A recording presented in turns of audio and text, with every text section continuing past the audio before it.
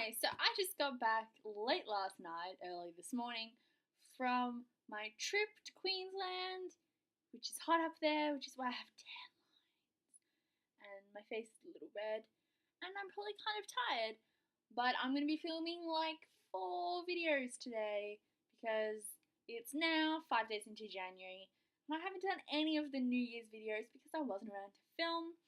So today I will be filming a wrap-up, a book haul, a TBR, and a best of 2014 video, so you'll see this outfit in all of them. So I'm not gonna change. And I'm looking over to my left and seeing a big pile of books to show you in all sorts. Some of these books will be appearing in multiple videos, others will not, but there's a lot of books. I feel like I've drained my bookshelves for these 4 videos, but that is definitely not the actual case. I just have a lot of books sitting on the counter. So first off, as you can probably tell by the title, this video is my December wrap-up. So I'm going to be going over the books I read in December and over the Christmas period. So I have 11 books that I read in the month of December. It was an okay month, especially considering I was working pretty much full-time. And then I went away on Boxing Day, so didn't have the end of December to really read that much. I think I finished 1 book after Christmas because I was doing holiday stuff. And yeah, the first book I read in December was The Gypsy Crown by Kate Forsyth. This is a middle grade novel following a family of gypsies in the Cromwell age of England, reign age. Essentially, Cromwell was not that much of a nice guy, and he essentially restricted all kinds of fun and free thinking, and these were Romani people who were very much on the non-Puritan scale.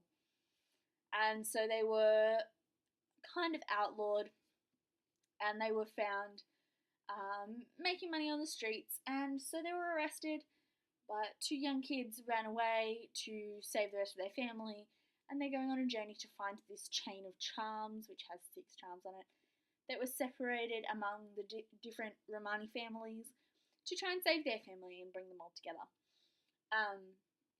This was really good. I think I gave it, it feels so long ago. This is going to be the case with a lot of these books, but I can't remember what I rated them, so I'm going to be doing a big guess, but I think I probably rated this 4.5 stars. It is very fun, but it is middle grade. One of the better middle grades in my opinion.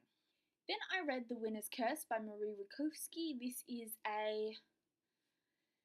it has a kind of fantasy vibe, but it's not actually fantasy. It's not really post-apocalyptic or dystopian. I don't know, it's very unique. It follows this otherworld society. There's no magic, so I guess that's why I'm saying not fantasy.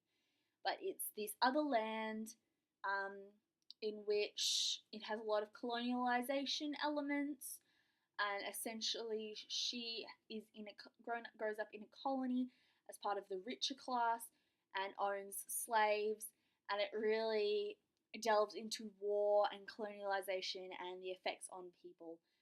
And gosh, is it amazing? So much political intrigue, so many tears. I gave this book 5 stars. Then, because I just had to, I read The Chronicles by Cassandra Clare, Sarah Rees Brennan, and Maureen Johnson. I had already read all but the final bonus one of these before, but they were so good. I enjoyed reading them again so much. I gave this book 5 stars. It is so funny. Magnus is my favourite character, and seeing everybody else pop in and out is just so great. I love it. And the little hints and tricks it leaves for future stories is so intriguing and so makes me want to... Good description! Then I read a short e-book. It's not really short, but it's written in verse, so it didn't take me very long, called Dating Down by Stephanie Lyons, I'm gonna say. Yes! By Stephanie Lyons. This book is written in verse and follows a girl in a toxic relationship as she figures out how to do the thing, essentially. It was very nice. I liked the verse. It was very quick. I was invested in the characters, but it's not the kind of story I love reading about. So it was good, but it wasn't great. I think I maybe gave it 3.5 stars. I did enjoy it. Then next I read Let It Snow by John Green, Maureen Johnson and Lauren Miracle. And this is 3 winter, Christmassy short stories that aren't too Christmassy, but it was Christmas, so it was okay. I really loved these. They were really cute. I liked all of them, and I did like how they intersected and you saw little bits everywhere else in all the other stories. I think I wanted to say my favourite, but I like all of them. I really liked the characters in John Green's story. The Duke was just great, and I loved that storyline. But what's the girl in the first one's name? Oh, I can't remember.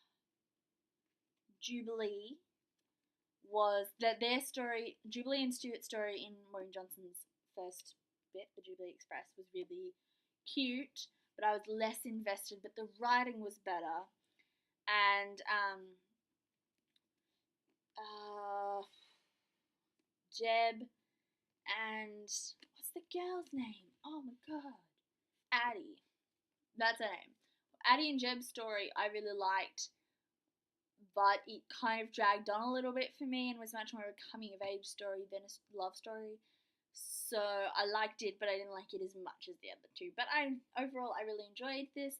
They were really fun and Christmassy, and I was really cute. Then I read a short story by Marie Rutkowski set in the Winter's Curse world called Bridge of Snow, which follows I'm blanking. It's been so long since I read things. Sorry, it feels like it's been ages. It follows Aaron when he's a young boy. Aaron's the male lead of the Winter's Curse trilogy. And when he was a young boy in his land before they were invaded and colonialized. And it's really interesting and really sweet, but very short. So if you love the Winners trilogy, definitely check it out. It's really good. Bridge of Snow by Marie Rutkowski.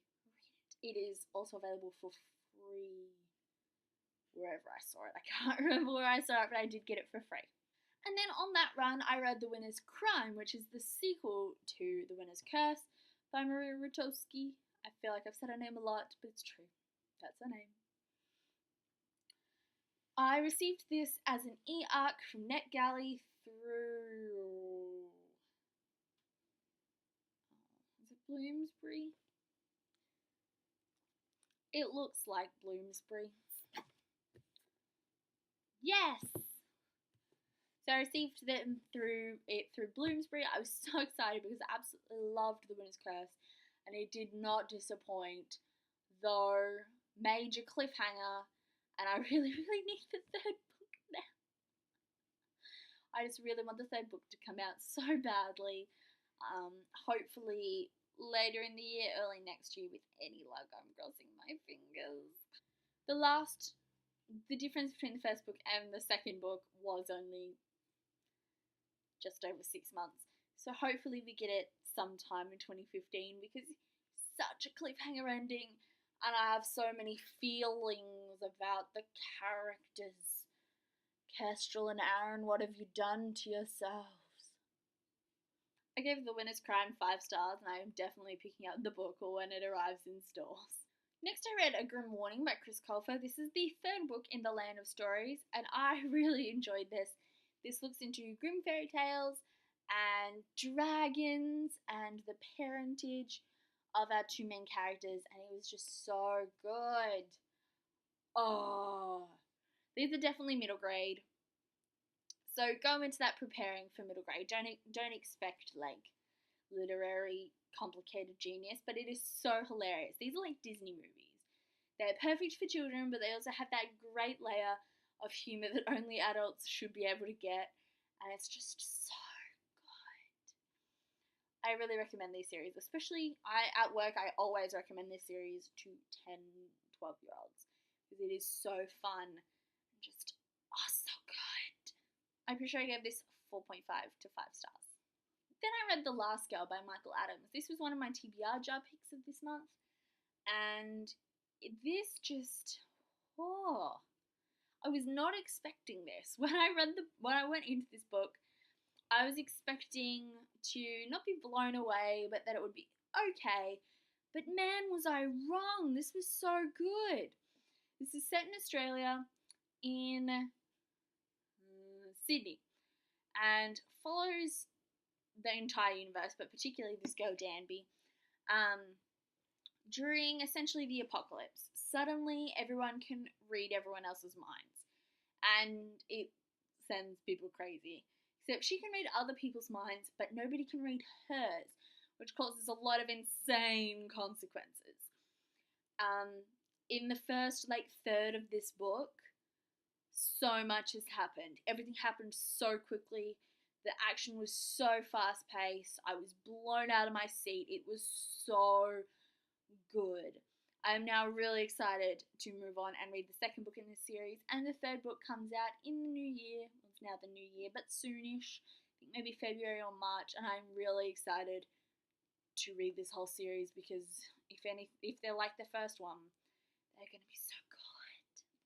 Then I read All Fall Down by Ali Carter. This is the first book in a new series called Embassy Row. This comes out in February, and I found this really fun. I didn't like it as much as the other books. It was a lot more complicated. What I really like about Ali Carter's books normally is it's a kick-ass heroine doing really interesting things like, well, they're spies or they're thieves, and it is really cool. Whereas Grace, who's the lead character in this book, is she's not your normal girl, but she's not super talented. She's talented at getting herself into trouble, but she doesn't really have any particular kick-ass skills. And that took a bit of getting used to for Ali Carter, for me. It was good, but I really didn't understand its true greatness till close to the end of the novel. This isn't my favourite Ali Carter novel, but by the end I really grew to enjoy it. There are a lot of twists and turns I was not expecting, and it's just good. This has an unreliable narrator, which may be a bit of a spoiler, but I really like it. And so good. So good. I think I gave this 4 stars. There are definitely books better, but I really, really enjoyed it. And then finally this month I read Zack and Mia, which I also picked up as an ARC. And although it's already been out in Australia for a while, but it was being released in America, and so I picked up the ARC when it was available. And this is by AJ Betts, and it's essentially an Australian Fault in Our Stars kind of. It's a cancer story, but it focuses a lot more, instead of coming to grips with death, it has a lot more about coming to grips with how other people treat illness and the idea of normality post-cancer. And it was really, really good. I connected so much to the characters. I just loved them, Zack especially. Mia was amazing, but I loved Zack, and it was just so heartbreaking, but so good. Oh, so good. I loved it. I think I read it in 2 days straight. I absolutely adored it, and definitely recommend anyone who can get their hands on it to check it out, because it is amazing. So these are the books that I read in the month of December. I also read half of a couple of other books, but one of them I read half of and couldn't take away because I only took my iPad away, and the other one I started technically in December, but I still haven't finished it yet. Neither of those have I finished yet. So I'll be talking about those 2 books in my January wrap-up, and I'll talk about them in my January TBR today, so you'll get to see what those are. I hope you're having a very good day and have read plenty of books in December and 2014 as a whole. And I apologise for this being so late, but I was getting a tan, sorry. I will see you soon with another video. Thank you for watching, and leave a comment down below if you've read any of these books, and tell me if you liked them, including the ones I don't have physical copies of. And I will talk to you soon in another video. Bye!